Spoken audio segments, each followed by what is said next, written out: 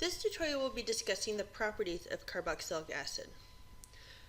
Carboxylic acid has a couple different oxygens. One from the carbonyl group, one from the hydroxyl group. Because of that, we have two areas with a large amount of electronegativity. This is creating polar interactions, which then could interact with water molecules and form hydrogen bondings. Once again, hydrogen bondings are not real bonds. They're attractions between electronegatively particles and electrically positive particles. Because of this, carboxylic acids can't dissolve in water. However, once you get past 5, it gets harder to do. So the first 5 carbons are soluble. After that, it becomes slightly soluble. This hydrogen on the end is what's making the carboxylic acid an acid. It can actually donate the hydrogen to the solution, making H3O plus, because this is now negative, because the hydrogen was given away. So if we take butanoic acid, but means 4, so that means we have 4 carbons. We have oic acid, which means we have COOH. And we're reacting it in water to get rid of that hydrogen at the end. That's going to form 4 carbons again, carbonyl group again, but instead of OH, it's just going to be an O with a minus sign because we lost that hydrogen. And we now have H3O plus instead of H2O. Carboxylic acid salts are just like any other ionic compound, where it's very strong. Instead of having the ic acid, it changes it to 8. So methanoic acid becomes methanoate. Notice that there's a negative and a positive. That's what's making it a salt. It's an ionic compound. And that positive-negative interaction is very strong.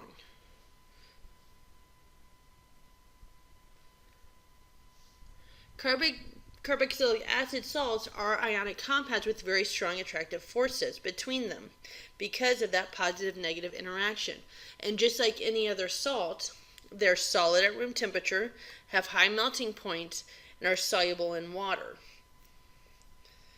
And that where that hydrogen popped off of the ethanoic acid or the carboxylic acid is where that metal, that positive ion, is going to come into play with the salt. Once again, to name the carboxylic acid, I just want to review this again real fast.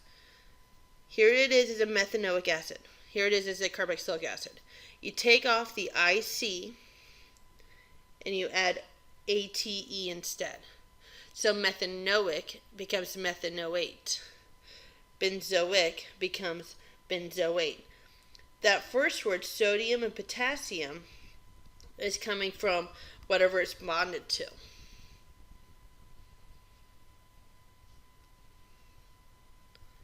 Carboxylic acid salts are used as preservatives and flavor enhancers such as sodium propanoate, which is used in cheeses and breads, sodium benzoate, which inhibits growth of mold and bacteria and is added to fruit juices, margarine, relishes, salads, and jams.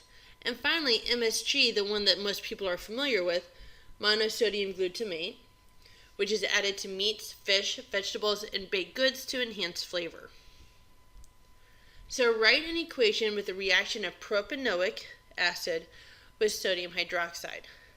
So prop means that there's 3 carbons.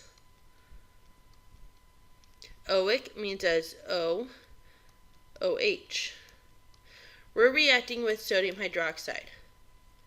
Now, as I said before, that hydrogen from the carboxylic acid is the hydrogen that's being given off.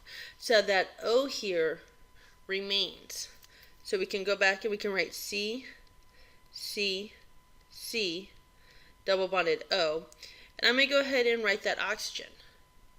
I'm going to put a negative sign there too because that hydrogen is now gone and now it's a negative charge.